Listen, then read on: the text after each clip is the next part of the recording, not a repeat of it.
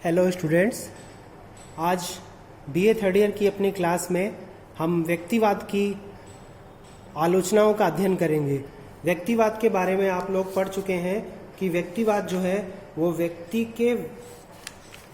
के महत्व को प्रतिपादित करने वाली एक विचारधारा है। यह विचारधारा पूरी तरह से व्यक्ति और उसकी स्वतंत्रता के चारों ओर घूमती रहती है।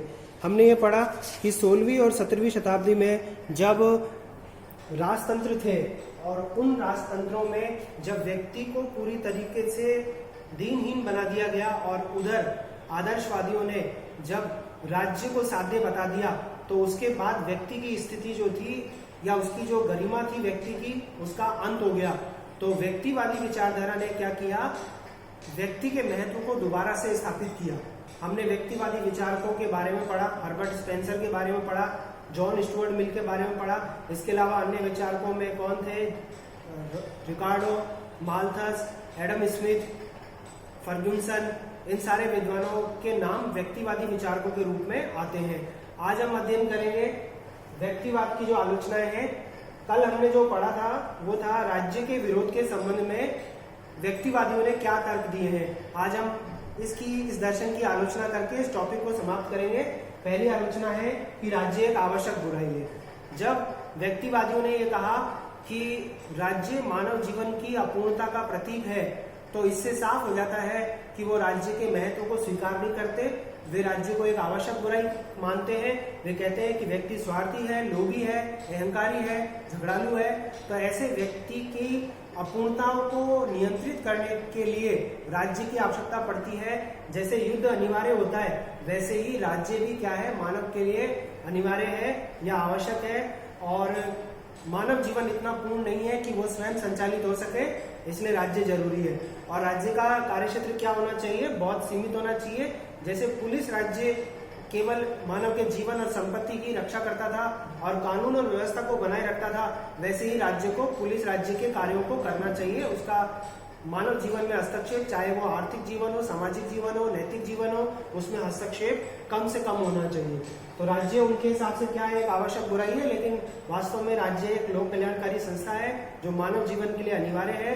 वही व्यक्ति को अधिकार देती है, वही व्यक्ति को स्वतंत्रताएं देती है, वही उन परिस्थितियों का निर्माण करती है जिसमें रहकर व्यक्ति अपने व्यक्तित्व का निर्माण कर सकता है। तो राज्य आवश्यक बुराई नहीं है।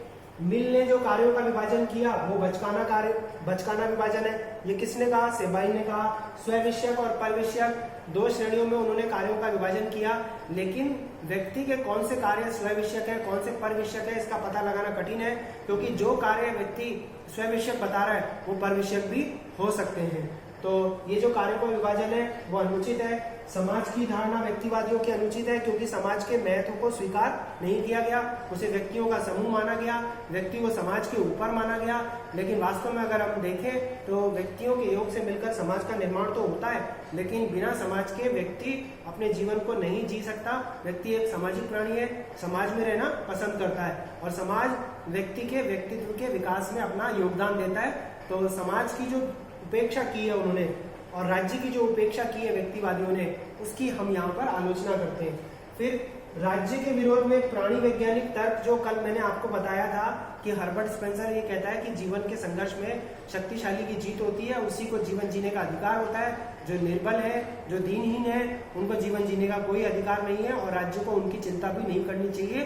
तो ये धारणा गलत है, क्योंकि आज का राज्य लोक कल्याणकारी राज्य है। वो गरीबों, मैले कुचेले लोगों और अल्पसंख्यकों के हितों की रक्षा करने का काम करता है और निचले वर्ग के लोगों को ऊपर के तबके के लोगों के बराबर मानता है और उनके हितों के लिए काम करता है, और यही उचित भी है। फिर राज्य अयोग्य नहीं। व्यक्तिवादियों ने क्या कहा कि राज्य अयोग्य है, वो व्यक्ति की जरूरतों की पूर्ति नहीं कर सकता, व्यक्ति के व्यक्तित्व के विकास के लिए कुछ नहीं कर सकता। ना तो वो सामाजिक रूप से उपयोगी है, ना वो धार्मिक रूप से उपयोगी है, ना आर्थिक रूप से उपयोगी है, उसकी कोई उपयोगिता नहीं है और वो व्यक्ति के लिए किसी काम का नहीं है। सिर्फ इतना सा उसका काम है कि वो व्यक्ति के जीवन की रक्षा करे, संपत्ति की रक्षा करे और समाज में कानून और व्यवस्था को बनाए रखे। ये तीन काम व्यक्तिवादियों ने माने हैं और उन्होंने कहा कि राज्य इतना योग्य नहीं है कि वो व्यक्ति के हितों की पूर्ति करे। लेकिन वास्तव में आज राज्य जो है वो उतनी आवश्यकताओं की पूर्ति करता है जितनी समाज नहीं करता, जितनी परिवार नहीं करता। और राज्य में रहकर हम अपने आप को सुरक्षित महसूस करते हैं। राज्य में रहकर समाज का विकास होता है, परिवारों का विकास होता है, व्यक्ति का विकास होता है। और राज्य ही व्यक्ति को अधिकार देता है, संपत्ति की रक्षा करता है, उसके जीवन की रक्षा करता है, कानून और व्यवस्था को बनाए रखता है। तो राज्य कैसे अयोग्य हो सकता है? बल्कि आज का राज्य तो क्या है, एक लोक कल्याणकारी राज्य है। और पहले कैसा राज्य हुआ करता था? पुलिस राज्य। फिर देखिए, ऐतिहासिक दृष्टि से भी व्यक्तिवाद के परिणाम दुष्कर हुए हैं। हालांकि इतिहास में इस बात को बताया गया कि व्यक्तिवाद की धारणा को जब अपनाया गया तब उस समय ये कुछ सकारात्मक परिणाम भी निकले, लेकिन इसके नकारात्मक परिणाम भी सामने आए कि दीनहीन लोग, जो कमजोर लोग थे, जो निर्धन लोग थे, उनका एक अलग वर्ग बन गया और वो पाशविक जीवन जीने लगे, नारकीय जीवन जीने लगे, जो एक सभ्य समाज के लिए उचित नहीं हो सकता। इनका आक्रोश जो था, जो कमजोर लोग थे, उनका आक्रोश धीरे धीरे राज्य के प्रति क्या होने लगा था? बढ़ने लगा था। इस तरह का दुष्परिणाम व्यक्तिवाद के कारण उत्पन्न हुआ, जिसके बारे में यहाँ पर बताया गया।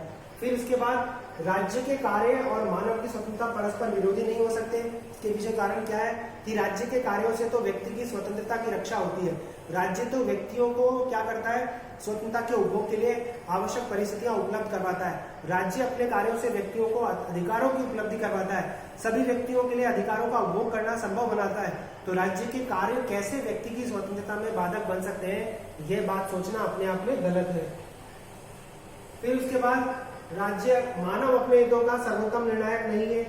ये बात व्यक्तिवादियों ने कहा कि मानव अपने हितों का सर्वोत्तम निर्णायक है, लेकिन वास्तव में क्या मानव अपने हितों का सर्वोत्तम निर्णायक हो सकता है? नहीं, क्योंकि जिस कार्य को हम अपने लिए उपयुक्त समझते हैं वो कार्य हमारे लिए अनुचित भी हो सकता है या भविष्य में उसके बहुत भयंकर परिणाम हो सकते हैं। तो मानव अपने हितों का सर्वोत्तम निर्णायक नहीं हो सकता, बल्कि हमारे बड़े जो हैं या हमारे परिवार के लोग जो हैं या हमारे जो गुरुजन हैं, वही हमारे लिए अच्छा सोच सकते हैं। हम अपने हितों के सर्वोत्तम निर्णायक कभी भी नहीं हो सकते। तो ये सारी बातें हमने यहाँ पर देखी हैं। और राज्य की जो आर्थिक मान्यताएं हैं वो भी अनुचित है, क्योंकि ये कहा गया कि राज्य व्यक्ति की संपत्ति को छीनता है, राज्य स्वतंत्र प्रतियोगिता का अंत करता है, राज्य खुले बाजार पर बल नहीं देता, राज्य व्यक्ति की संपत्ति को छीनता है। जो उद्यमशील व्यक्ति होते हैं, जो पैसा कमाते हैं, उसको राज्य कहाँ खर्च कर देता है? दीनहीनों की मदद में खर्च कर देता है। तो उसकी जो आर्थिक मान्यताएं हैं वो भी गलत है। इसके अलावा जॉन स्टुअर्ट मिल का जो विचार है कि वो स्वतंत्रता का अपना दर्शन देता है, विचार अभिव्यक्ति और कार्य की स्वतंत्रता बताता है, लेकिन सेबाइन कहता है कि मिल ने केवल खोखली स्वतंत्रता का प्रतिपादन किया और सारहीन व्यक्तिवाद का प्रतिपादन किया, क्योंकि उसने अधिकारों का कोई भी दर्शन प्रस्तुत नहीं किया है। तो ये आलोचनाएं आज हमने पढ़ी है व्यक्तिवाद के संबंध में, और आज आपका ये टॉपिक पूरा हो जाता है और इसके साथ में तीसरी यूनिट भी कंप्लीट हो जाती है।